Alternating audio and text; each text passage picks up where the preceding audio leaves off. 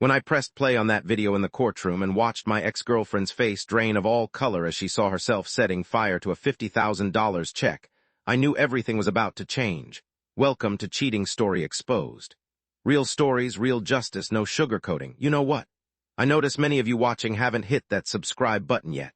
Here's the thing, we drop stories like this every single day. Stories about people who got played, got smart, and got even. If you want to see how these situations really end, subscribe now and turn on notifications. Trust me, you don't want to miss what happens next. My name is Nathan Cross, I'm 41 years old, and I'm a commercial real estate developer in Denver. I've built a career on reading people, understanding investments, and most importantly, documenting everything. That last habit is what saved me from what could have been a devastating legal judgment and public humiliation. This story starts 4 years ago when I met Olivia Reed at a charity fundraiser for local entrepreneurs. She was 29, passionate, articulate, and had this infectious energy about her plans to launch a sustainable fashion boutique. I was immediately drawn to her drive and vision. She talked about ethically sourced materials, fair trade practices, and creating a business model that proved profit and principles could coexist. We started dating within a month. Olivia was unlike anyone I'd been with before. She had dreams, yes, but she also had spreadsheets, business plans, and market research to back them up. Or so I thought at the time. 6 months into our relationship, Olivia's lease was ending on her apartment, and she was between jobs, having quit her position at a marketing firm to focus full-time on getting her business off the ground. I offered to let her move into my house. I had plenty of space, and it seemed like the natural progression of our relationship. That's when I started seeing behind the curtain. Olivia's full-time focus on her business consisted mostly of browsing Pinterest for boutique interior design ideas and attending networking events that were really just wine tastings with other aspiring entrepreneurs. The detailed business plan she'd shown me on our third date never seemed to evolve beyond that initial draft. I didn't push.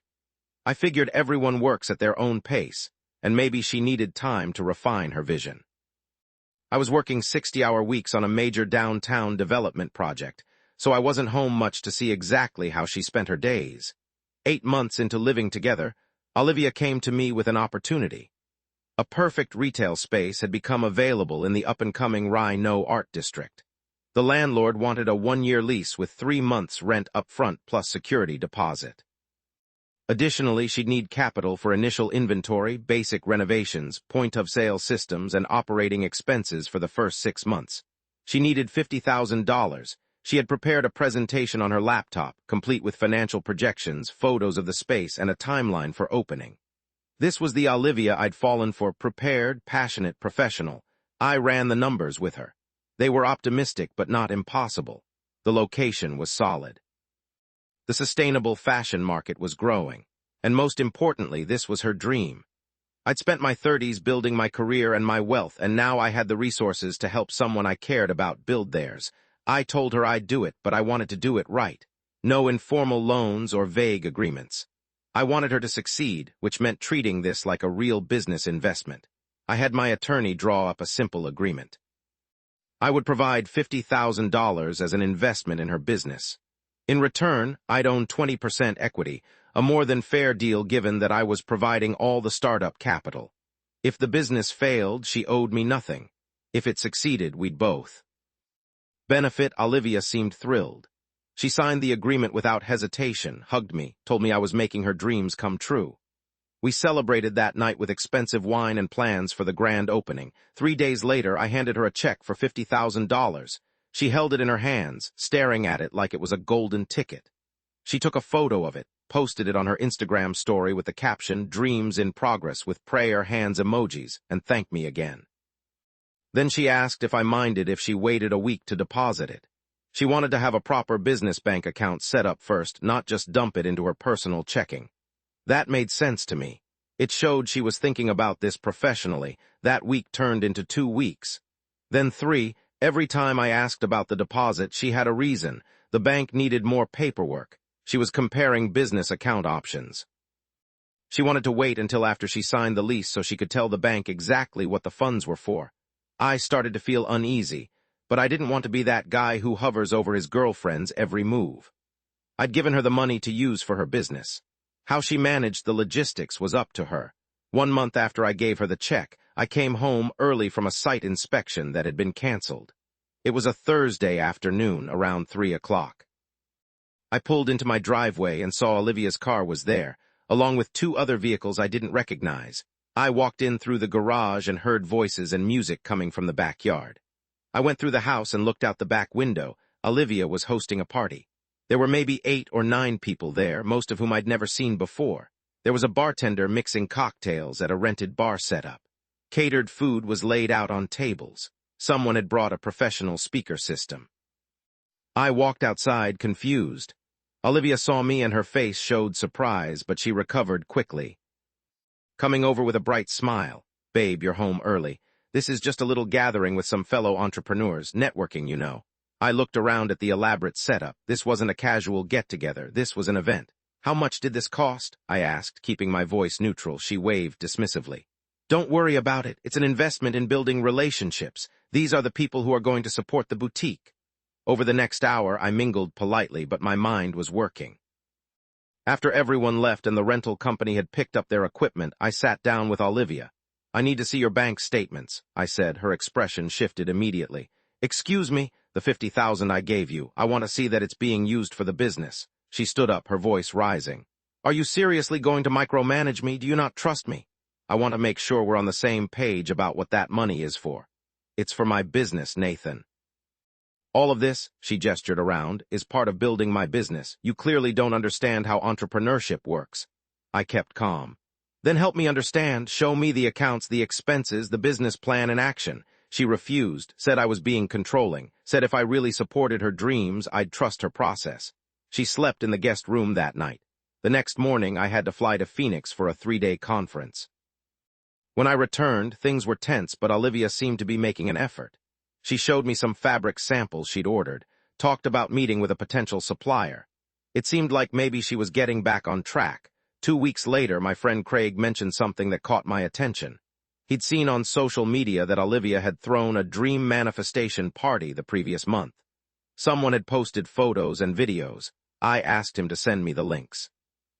There were multiple posts from multiple people.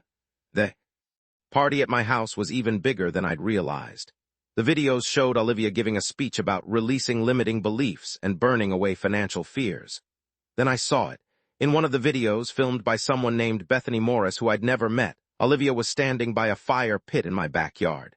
She was holding something and talking dramatically about rejecting traditional structures and creating abundance on her own terms. She held up a check. My check.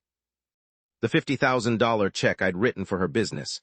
And then she lit it on fire and dropped it into the fire pit while everyone cheered. I watched that video 5 times, feeling my stomach drop further with each viewing. She had burned $50,000, burned it, for a symbolic social media moment. I immediately checked with my bank. The check had never been deposited. It had been destroyed. I sat in my home office for an hour just processing. The woman I'd been supporting, the woman living in my house, had literally burned my investment in her supposed dream business for attention and likes on social media. I didn't confront her immediately. I needed time to think and plan. Over the next week, I downloaded every video and photo from that party I could find. I took screenshots with timestamps. I documented everything. Then I told Olivia we needed to talk. I showed her the video on my laptop. She went pale, then immediately went on the offensive. That was a symbolic gesture, Nathan. I was making a point about not being defined by money. You burned $50,000 of my money. I was going to tell you, I have other investors now, better investors who actually believe in me. What other investors? She couldn't name any. I told her our relationship was over and she needed to move out. Per Colorado law, I gave her 30 days written notice, but I told her I'd prefer if she left sooner. She did not take it well. She screamed that I'd never actually supported her, that I'd tried to control her with money, that I'd sabotaged her dream by imposing patriarchal business structures on her creative vision. She moved out 3 weeks later, taking far more of my belongings than I realized at the time. I thought that was the end of it. I was wrong. 18 months passed. I moved on with my life. I dated other people. I completed 2 major projects.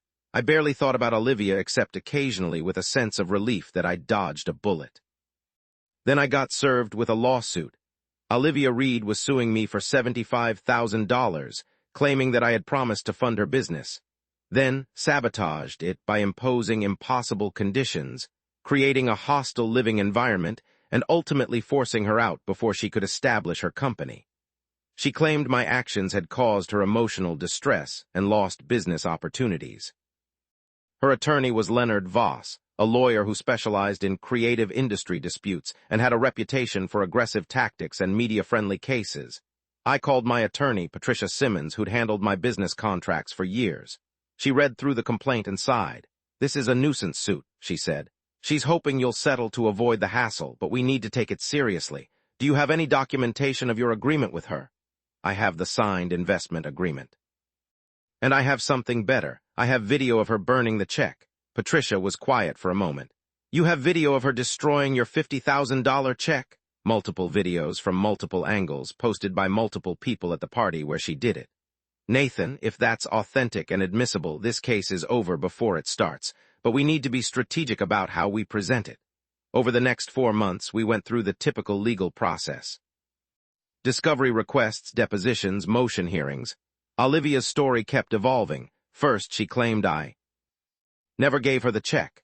Then, when we provided the signed agreement and my bank records showing I'd written the check, she claimed the check was for personal expenses related to our relationship, not for her business.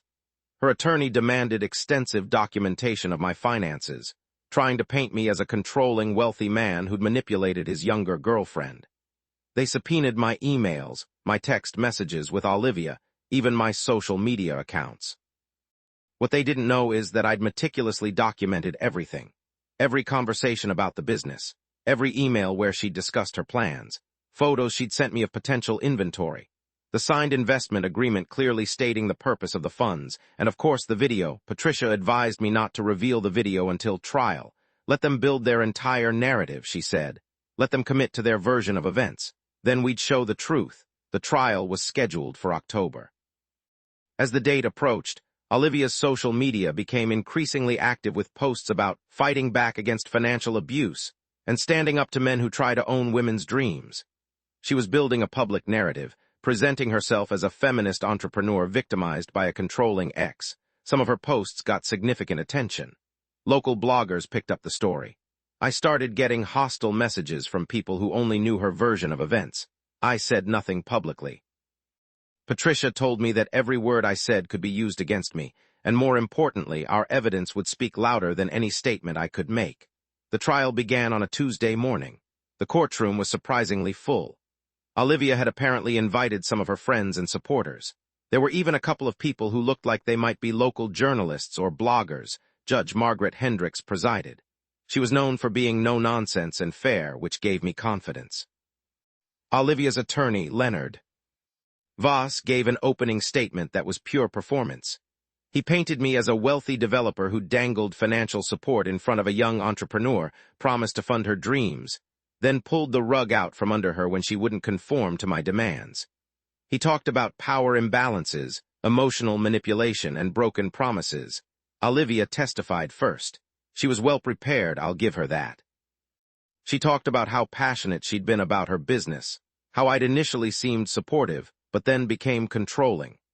She claimed I'd made the money conditional on her following my exact business plan, checking in with me constantly, and essentially giving up creative control of her own vision. She said that when she tried to assert her independence, I'd become angry and retaliatory.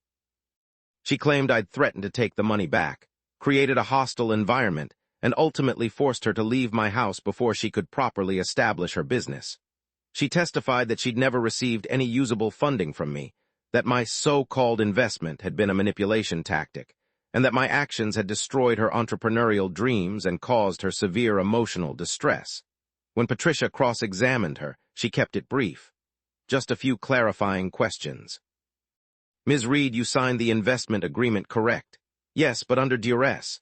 "We'll come back to that. You received a check from Mr. Cross for $50,000, correct?" A pause. "There was a check, yes. Did you ever deposit that check?" "No, because..." "Yes or no, please, did you deposit the check?" "No." "What happened to the check?" Another pause. I could see her attorney lean over to whisper something to her. "I don't have it anymore." "Where is it?" "I don't remember." Patricia nodded. We'll come back to that as well. The first day of trial ended. Olivia's attorney called a few of her friends as witnesses, people who testified that she'd seemed distressed during our relationship and had talked about how controlling I was. None of them had witnessed any actual interactions between us. It was all hearsay about what Olivia had told them. Day 2 began with my testimony. Patricia walked me through the entire relationship chronologically. How we met, how we fell in love, how I'd supported Olivia emotionally and financially throughout our relationship. I brought receipts, literally. Documentation of money I'd spent on her expenses, on trips we'd taken, on her daily needs while she wasn't working. I testified about my decision to invest in her business, about having my attorney draft a proper agreement to protect both of us, about writing the check and giving it to her with genuine hope that she'd succeed. I testified about coming home to find the elaborate party at my house, about my growing concerns that the money wasn't being used as agreed, about my attempts to have honest conversations about the business. Then Patricia asked, "Mr. Cross, do you know what happened to the $50,000 check you gave Ms. Reed?" "Yes," I said. "She burned it." The courtroom reacted, murmurs shifting in seats. Olivia's face went rigid. Voss stood up. "Objection, Your Honor. Speculation." "It's not speculation," Patricia said calmly. "We have video evidence." Judge Hendricks leaned forward. "Video evidence? This is the first I'm hearing of video evidence." "We disclosed it in discovery, Your Honor. It was provided to opposing counsel 30 days ago as required." Voss looked genuinely surprised, which told me he either hadn't reviewed all the evidence his team received or Olivia had assured him no such video existed. "I'd like to see this video," Judge Hendricks said. Patricia set up a laptop connected to the courtroom's display system. The large screen on the wall came to life. I watched the courtroom watch that video. The party scene, the fire pit, Olivia holding up the check, clearly visible even. On the video, her dramatic speech about rejecting traditional financial structures. The moment she lit it on fire, the cheers from her friends, the courtroom was completely silent except for the video's audio. When it ended, Judge Hendricks looked at Olivia. Her face had gone from pale to red. "Ms. Reed," the judge said, "is that you in the video?" Olivia looked at her attorney. Voss stood up. "Your Honor, without proper authentication of this video, its origin and—" "Is that you, Ms. Reed?" The judge repeated. Olivia's voice was barely audible. "Yes, and that's the check in question that you're burning." It was a symbolic gesture. A symbolic gesture of burning $50,000 that the plaintiff claims you owe him for." Patricia stood. "Your Honor, if I may, we have additional evidence. This is the signed investment agreement between Mr. Cross and Ms. Reed, clearly stating that the $50,000 was an investment in Ms. Reed's business venture. We have bank records showing Mr. Cross wrote the check. We have testimony from Mr. Cross that he gave the check to Ms. Reed. We have Ms. Reed's own testimony that she never deposited the check. And now we have video evidence, posted publicly on social media by multiple attendees of an event at Mr. Cross's home, showing Ms. Reed destroying that check." Patricia continued, "We also have these." She held up a stack of papers, screenshots of Ms. Reed's social media posts from around that time where she posted a photo of the check with captions about her upcoming business, proving she received it and acknowledged its purpose. The Instagram post. I'd forgotten about that. Patricia had found it. Judge Hendricks looked at the documents, then at Olivia, then at Voss. "Mr. Voss, does your client have any explanation for why she burned a $50,000 check that was intended as a business investment, and then, 18 months later, sued the man who wrote that check claiming he never properly funded her business?" Voss stood there and I could see him calculating. He leaned down to Olivia and they had a whispered conversation. I saw her shaking her head, getting agitated. He was firm. She finally nodded. Voss straightened. "Your Honor, my client would like to request a brief recess to discuss a potential resolution." "I'm sure she would," Judge Hendricks said dryly. "We'll take a 30-minute recess." In the hallway during the break, Patricia told me what she expected. They were going to try to offer a dismissal without prejudice, meaning Olivia could theoretically refile later. Patricia said we'd only accept dismissal with prejudice and Olivia paying my legal fees. When we returned to the courtroom, Voss made his offer. Dismissal without prejudice, each party paying their own costs, mutual non-disparagement agreement. Patricia declined. "Your Honor, my client has spent significant time and money defending against a frivolous lawsuit." Ms. Reed knowingly destroyed a $50,000 investment, then sued the investor claiming he'd wronged her. This isn't a misunderstanding. This is a deliberate attempt to extract money through legal manipulation. We respectfully ask that the court dismiss this case with prejudice and award Mr. Cross his reasonable attorney fees. Judge Hendricks didn't hesitate long. I agree. This lawsuit is frivolous. Ms. Reed accepted an investment, destroyed the funds in a manner that is well documented, and then attempted to sue the investor by misrepresenting the facts. This is an abuse of the legal process. The case is dismissed with prejudice. Mr. Cross, your attorney should submit a verified statement of costs and fees within 14 days. Voss tried one more angle. Your Honor, my client was acting on her genuine belief that your client burned $50,000 for social media attention and then committed fraud by suing the man who gave her that money. If Mr. Cross wanted to file a counterclaim for fraud or pursue criminal charges, he'd have a strong case. He's being generous by simply asking for his legal fees back. Ms. Reed, you're very lucky that Mr. Cross is a reasonable man. This is dismissed. The gavel came down. I looked over at Olivia. She was crying, but not the sympathetic kind of crying.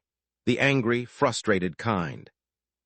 She was staring at her phone, probably reading whatever social media fallout was already happening, since some of her supporters in the courtroom had undoubtedly already posted about the video. As we left the courtroom, Voss approached Patricia. My client may not be able to afford the full fee amount. Is there any flexibility? Patricia looked at me. I thought about it. I thought about the $50,000 I'd genuinely given to support what I thought was a real dream. I thought about the 18 months of being vilified online. I thought about the stress of this lawsuit and trial. Payment plan, I said. $500 a month until it's paid. If she misses a payment, the full amount becomes immediately due. Voss looked relieved.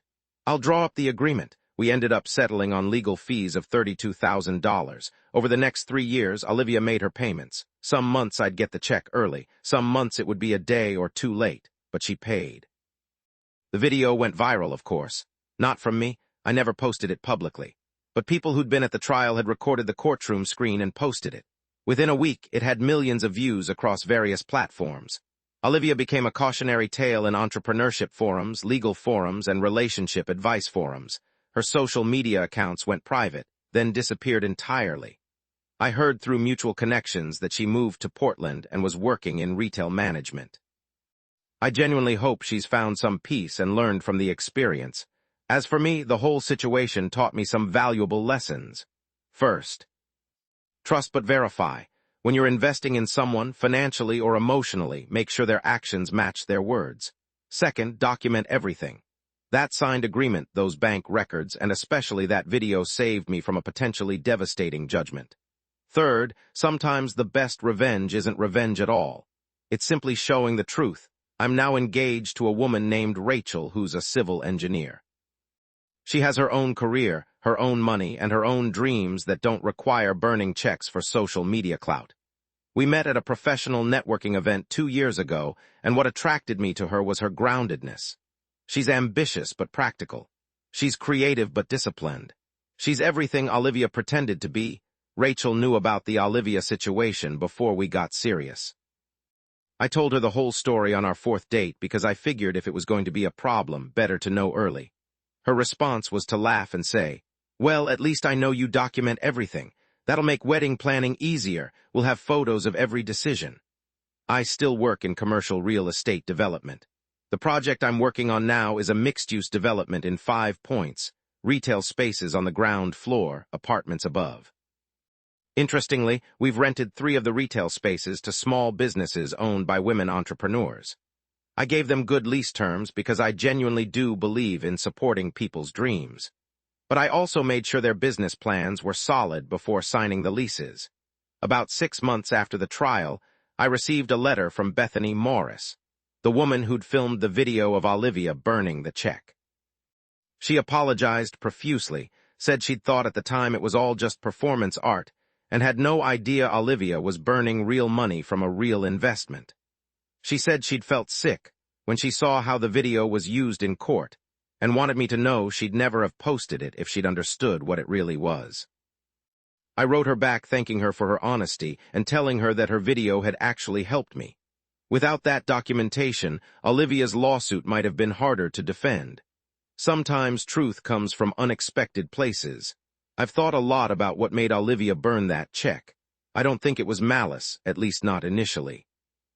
I think she got caught up in a social media culture where symbolic gestures matter more than substance, where the performance of entrepreneurship is valued more than the actual work. She wanted to be seen as a bold, unconventional, fearless entrepreneur, and somehow burning $50,000 seemed like proof of that to her and her friends. What she didn't consider was the legal, ethical, and practical reality of what she was doing. She didn't think about how that video would look to a judge. She didn't think about how her actions would be perceived outside her echo chamber of people who applauded burning money as a statement about toxic capitalism. The irony is that if she'd actually used that $50,000 for her boutique, she might have succeeded. The location was good. The market was there. She had the passion. What she didn't have was the discipline to follow through on the boring parts. The inventory management, the customer service, the accounting, the daily grind of running an actual business. It's easier to burn a check and call yourself a revolutionary than it is to wake up every morning and do the hard work of building something real. I don't hate Olivia. I feel something closer to pity mixed with frustration. She had an opportunity that most aspiring entrepreneurs would die for, a significant investment with favorable terms from someone who genuinely wanted her to succeed. And she literally burned it. These days, when young entrepreneurs reach out to me for advice or potential investment, I tell them the Olivia story. Not to discourage them, but to emphasize the importance of treating opportunities with respect. Whether it's money, mentorship, or connections, when someone invests in you, they're giving you more than just the surface-level resource. They're giving you trust, time, and a piece of their own success. The smart entrepreneurs get it. The ones who are serious about building something real understand that you don't burn bridges or checks for social media moments. You cash the checks, do the work, and let your actual success be your statement. As I write this, I'm sitting in my home office looking at the photos from my engagement last month. Rachel and I went hiking in Rocky Mountain National Park, and I proposed at Emerald Lake. It was private, meaningful, and the only documentation we have is the photos we took ourselves and a short video where you can hear me stammering through my proposal because I was actually nervous. No fire pits, no dramatic gestures, no audience. Just two people who have built something real together. Sometimes I wonder where Olivia would be now if she'd made different choices 4 years ago. If she'd deposited that check, signed the lease, ordered the inventory, and opened her boutique. Would it have succeeded? Maybe, maybe not, but at least she would have tried. At least she would have taken the genuine shot I was offering her. Instead, she has a viral video of herself burning $50,000, a dismissed lawsuit on her record, and the knowledge that she turned a real opportunity into ash for a moment of applause from people she probably doesn't even talk to anymore. I got something better out of the situation. I got clarity about what I actually value in a partner. I got validation that my careful, methodical approach to business and life isn't boring or controlling, it's protective. And I got a story that reminds me why documentation matters. Every time a young developer or entrepreneur tells me they're going to skip the formal agreements or not bother with contracts because they trust their partner or investor, I show them that Courtroom video.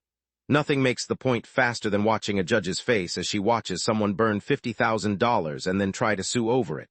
The final payment from Olivia came in about 3 months ago. $500, the last installment on her payment plan. No note, just a check. I deposited it immediately. I learned my lesson about leaving checks lying around. With that payment, the entire chapter is officially closed. I've been made whole financially, at least in terms of legal fees. The $50,000 that went up in flames is gone forever, but I've made that back many times over in the business I built while Olivia was busy playing entrepreneur on social media. And that might be the real lesson in all of this. While she was performing success, I was building it. While she was collecting likes and applause for burning money, I was investing in real projects with real returns. While she was curating an image, I was developing a life. The video of her burning that check will probably be on the internet forever. Years from now, people will stumble across it and wonder what happened to that woman who burned $50,000. Some will think she was brave. Some will think she was foolish. Most will just think she was wasteful. I know what she was. She was someone who valued the appearance of independence more than actual independence. Someone who confused symbolic gestures with meaningful action. Someone who wanted to be seen as successful more than she wanted to actually succeed. And in the end, that distinction made all the difference. If there's one thing I want people to take from this story, it's this. Document your intentions, honor your commitments, and understand that real success isn't about dramatic moments or viral videos. It's about showing up consistently, doing the work, and building something that lasts longer than a social media trend. That $50,000 check could have been the foundation of a real business. Instead, it became a pile of ash and a cautionary tale. Olivia chose the moment over the future. I chose the opposite. And now we're both living with the results of those choices. I'm at peace with mine. I hope, wherever she is and whatever she's doing, Olivia can eventually be at peace with hers too.